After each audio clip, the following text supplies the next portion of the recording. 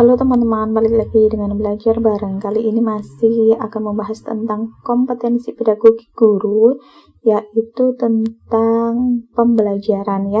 Spesifiknya yaitu tentang pendekatan STEM dalam pembelajaran abad 21 ya. Nah, kita langsung saja ke soal yang pertama.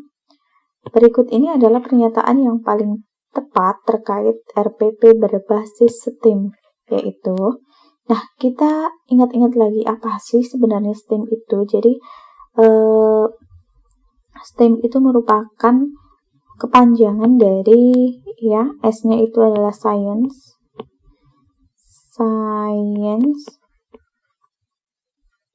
seperti itu. Kemudian T-nya ada teknologi,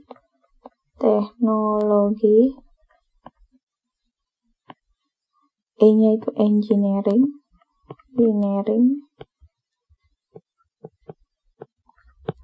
A-nya itu art, seni, kemudian M-nya itu matematik.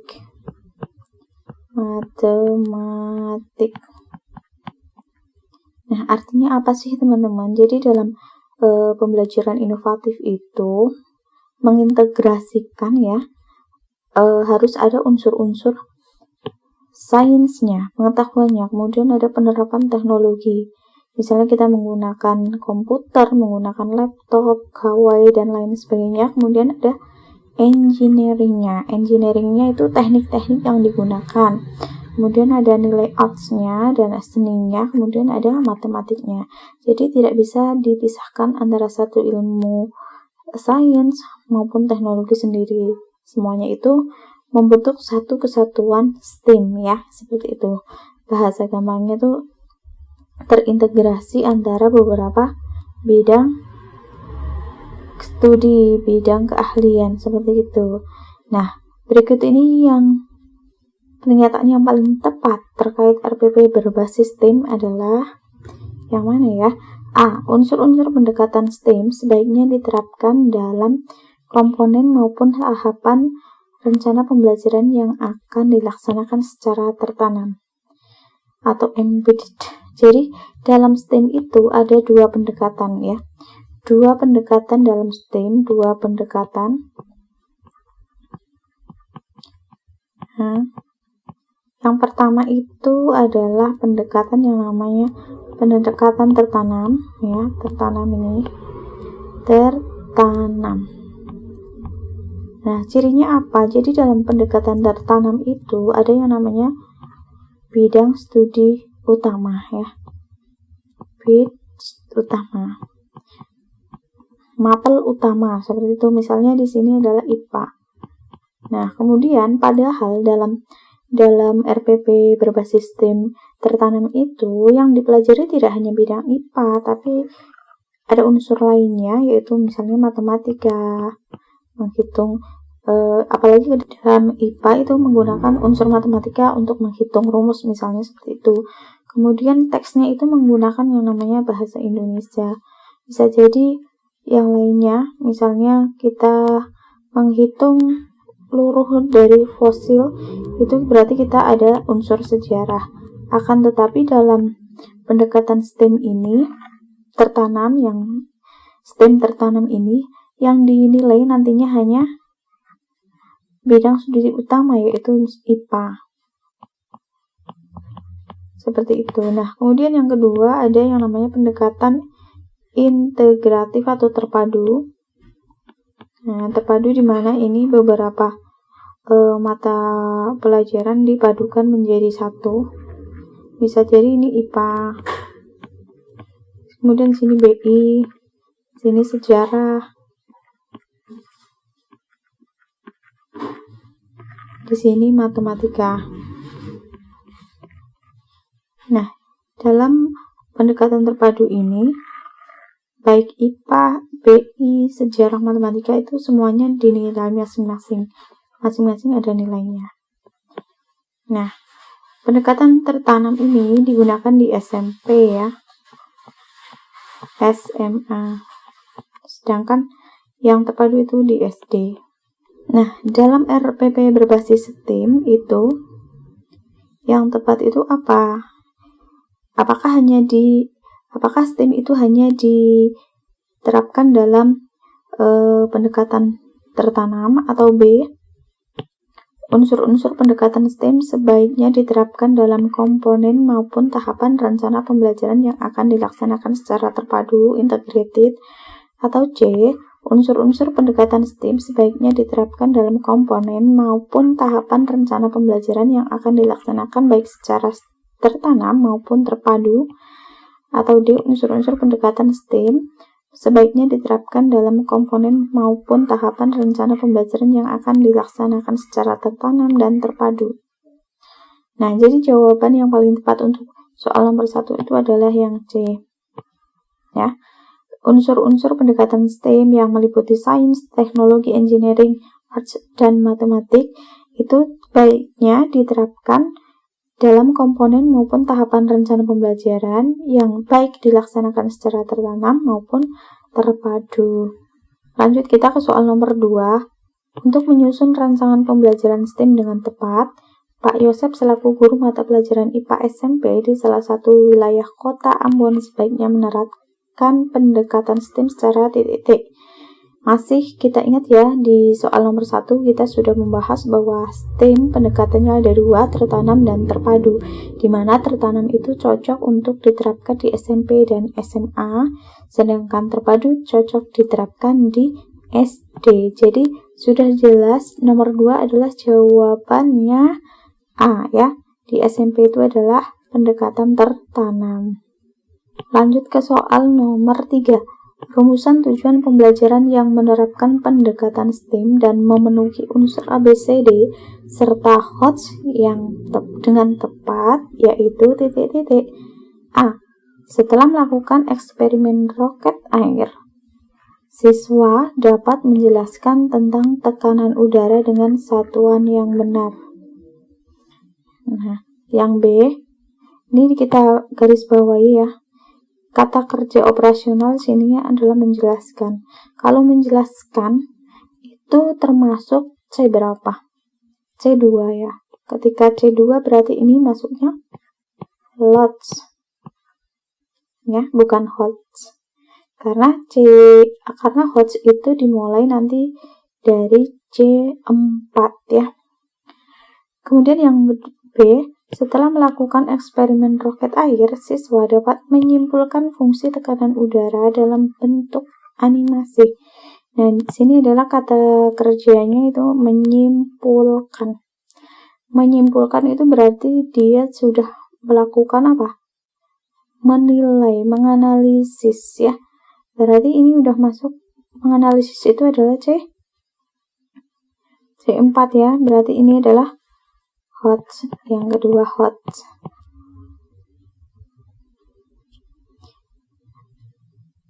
Tapi apakah sudah memenuhi unsur ABCD? Ini C, A, B, belum ada D-nya. Kemudian yang C, setelah kegiatan pemecahan masalah tentang pencemaran udara, siswa dapat menyebutkan gas polutan yang menyebabkan pencemaran udara paling sedikit 3 jenis gas. Nah, di sini menyebutkan gas polutan. Kalau menyebutkan itu sekedar apa? Mengingat ya. Itu adalah berarti LOTS. Kemudian yang keempat D, siswa dengan dibimbing guru dapat menyebutkan tentang gas polutan yang menyebabkan pencemaran udara secara baik dan benar paling sedikit 3 jenis gas. Nah, ini menyebutkan. Ini juga LOTS ya. Nah, jadi untuk A, B, C, D ini, yang HOTS itu sebenarnya yang B ya. Akan tetapi B itu tidak mempunyai D. Tapi yang memenuhi STEM dan HOTS itu yang mana ya? STEM itu eksperimen, sainsnya ada nih, eksperimen ya. Kemudian juga menyimpulkan itu HOTS-nya ada. Berarti kita cenderung akan memilih yang memenuhi 2 kriteria, yaitu STEM dan HOTS. Yaitu berarti jawabannya adalah yang B. Lanjut kita ke soal nomor 4. Alasan mengapa rumusan tujuan pembelajaran harus spesifik adalah titik-titik. Harus spesifik itu apa? Harus jelas. Spesifikannya harus jelas, itu suruh ngapain seperti itu ya. Mengapa sih harus jelas? A. Sulit untuk mengukur dan mengamati apabila dalam satu tujuan terdapat 2 atau lebih kata kerja operasional. Ini ya. Atau B. Sulit untuk merumuskan tujuan pembelajaran. Orang di sini juga tujuan pembelajaran ya. Berarti yang B kita coret saja. Kemudian yang C, sulit untuk merumuskan tujuan pembelajaran apabila dalam satu tujuan hanya terdapat satu kata kerja. Ini malah sebaliknya gitu ya, berarti salah.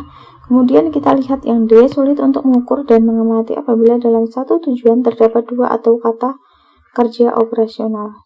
Sekarang kita bedakan ya antara A sama D. Yang A kita baca lagi, sulit untuk mengukur dan mengamati apabila dalam satu tujuan terdapat 2 atau lebih kata kerja operasional. Kita garis bawahi ya, 2 atau lebih kata kerja operasional. Sedangkan yang D kita baca, sulit untuk mengukur dan mengamati apabila dalam satu tujuan terdapat 2 atau kata kerja. Di sini sepertinya ada kesalahan atau ini disengaja. Jadi tidak tahu ya. Jadi kita memilih yang paling komplit di sini antara A dan D itu apa? Yang A. Jadi mengapa sebuah rumusan tujuan pembelajaran itu prinsipnya itu menganut prinsip SMART ya, SMART. Nah, S-nya itu spesifik, khusus, benar-benar khusus. Misalnya menyebutkan 2 contoh, seperti 2 contoh apa gitu, khusus. Kemudian M-nya itu measurable, dapat diukur ya, dapat diukur. Misalnya ada satunya 2, 3, 4, 5 seperti itu. Kemudian A-nya itu achievable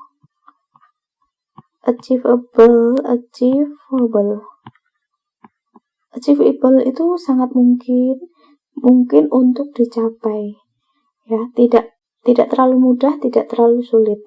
Kemudian ini R-nya ada realistis. Nah, misalnya tujuan pembelajaran untuk anak SD, tidak mungkin misalnya tujuan rumusannya seperti ini. Setelah mengamati benda yang ada di sekitar, maka siswa mampu membuat duplikasi binatang tersebut. Itu kan tidak realistis ya. Mampu membuat, setelah mengamati benda-benda langit seperti matahari, maka siswa mampu menduplikasi matahari secara konkret. Itu kan tidak realistis namanya untuk anak SD. Kemudian yang T itu timely, waktunya tepat. Nah, kita lanjut ke soal nomor 5. Di bawah ini yang contoh tujuan pembelajaran yang mengasah keterampilan berpikir tingkat tinggi HOTS adalah titik-titik. Ya, kita bisa lihat dari apanya? Kata kerja ya. Jadi KKU-nya, kata kerja operasionalnya, yaitu berupa C4, C5, C6 gitu, seperti itu. Itu adalah salah satu kita bisa tahu apakah suatu tujuan pembelajaran itu HOTS atau LOTS. Nah, sekarang kita simak yang A. Kita analisis ya. Setelah melakukan kegiatan pencarian informasi mengenai pencemaran udara, siswa dapat menjelaskan faktor-faktor penyebab pencemaran udara, paling sedikit 3 faktor. Kita lihat KKO-nya itu menjelaskan itu masuknya adalah C2 ya, yaitu memahami. Dengan paham berarti dia mampu menjelaskan, seperti itu logikanya. Kemudian yang B, setelah melakukan kegiatan pencarian informasi mengenai pencemaran udara, siswa dapat menganalisis faktor-faktor penyebab pencemaran udara, paling sedikit 3 faktor. Nah, KKO-nya yang mana? Menganalisis. Ini adalah C4 ya. Ini berarti hot. Nah, hot. Nah, kita analisis dulu ya yang C. Setelah melakukan kegiatan pencarian informasi mengenai pencemaran udara, siswa dapat memahami faktor-faktor penyebab pencemaran udara, paling sedikit 3 faktor. Ini memahami itu C berapa? C2. Berarti lots ya. Kemudian yang D, setelah melakukan kegiatan pencarian informasi mengenai pencemaran udara, siswa dapat menjelaskan faktor-faktor penyebab pencemaran udara, paling sedikit 3 faktor. Ini ternyata sama ya dengan yang A. Ini juga ininya KKU-nya menjelaskan, jadi ini adalah C2 lots ya. Jadi untuk soal nomor 5 sudah ketahuan, jawabannya adalah yang B. Yang HOTS itu yang menggunakan KKU menganalisis C4. Lanjut kita ke soal nomor 6. Dalam mengeksplorasi materi pembelajaran dengan pendekatan STEM, perlu diperhatikan komponen yang ada di dalam pendekatan STEM tersebut. Contoh penerapan unsur STEM yang benar adalah titik-titik. A. Penerapan teknologi diterapkan pada saat peserta didik presensi dengan fingerprint. Apakah presensi itu masuk dalam tahapan eksplorasi ya? Kita harus tahu ini tahapan eksplorasi materi pembelajaran. Kalau presensi ini apa? Pendahuluan masuknya ya. Kemudian yang B, penerapan arts diterapkan pada saat peserta didik mengikuti pelajaran seni di kelas. Nah, ini berarti sudah inti, yaitu sudah elaborasi ya. Kemudian yang C, penerapan sains diterapkan pada saat peserta didik mengamati dan melakukan penelitian tentang fenomena alam maupun sosial di sekitar. Nih, kegiatan yang berupa sains itu kan mengamati dan melakukan penelitian. Tapi ini ada dalam tahap elaborasi materi pembelajaran, proses memperdalam ya. Kemudian yang D, penerapan engineering diterapkan pada saat siswa mendengarkan penjelasan dari guru. Misalnya itu tentang teknik, engineering itu kan teknik. Bagaimana teknik menyimak yang baik, seperti itu. Teknik menyimak. Nah, dalam eksplorasi kita mengingat bahwa tahapan dalam kegiatan pembelajaran itu adalah EEK, eksplorasi, elaborasi, kemudian konfirmasi, di mana eksplorasi itu artinya penjelasan singkat. Kita memasuki materi pelajaran, yaitu biasanya dijelaskan oleh guru. Nah, siswa menerapkan teknik menyimak yang baik, yang efektif seperti apa? Nah, jadi jawaban untuk nomor 6 adalah yang D. Kita lanjut ke soal nomor 7. Di bawah ini yang merupakan contoh metode-metode pembelajaran yang paling sesuai dengan pendekatan STEM adalah titik-titik. A. Presentasi, latihan, demonstrasi, dan resitasi. Atau B. Latihan, resitasi, ceramah, dan simulasi. Atau C. Diskusi, presentasi, resitasi, dan latihan. Atau D. Diskusi, eksperimen, demonstrasi, dan simulasi.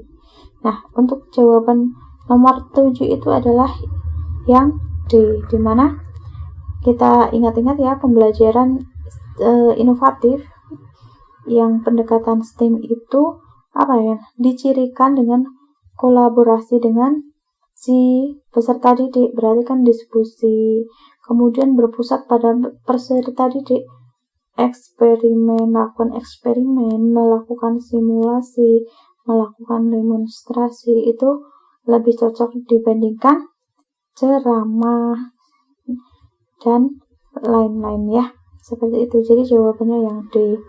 Lanjut kita ke soal nomor 8. Di bawah ini yang termasuk dalam kegiatan pendahuluan adalah titik-titik. Nah, jadi dalam pembelajaran itu ada kegiatan pendahuluan, inti, kemudian kegiatan penutup. Nah, di sini yang ditanyakan kegiatan pendahuluan. A. Mengkomunikasikan temuan masalah. Kalau mengkomunikasikan berarti kita sudah masuk tahapan inti ya. Kemudian yang B, menyampaikan bahkan menarik perhatian. Atau C, mengolah atau mengasosiasi informasi, ini inti ya. Kemudian atau D, mengevaluasi pembelajaran. Ini inti ke penutup. Jadi yang pertama dilakukan oleh guru biasanya adalah kayak mengelola kelas, melakukan presensi, mengajak siswa berdoa, kemudian melakukan yang namanya apersepsi. Apersepsi itu tujuannya apa?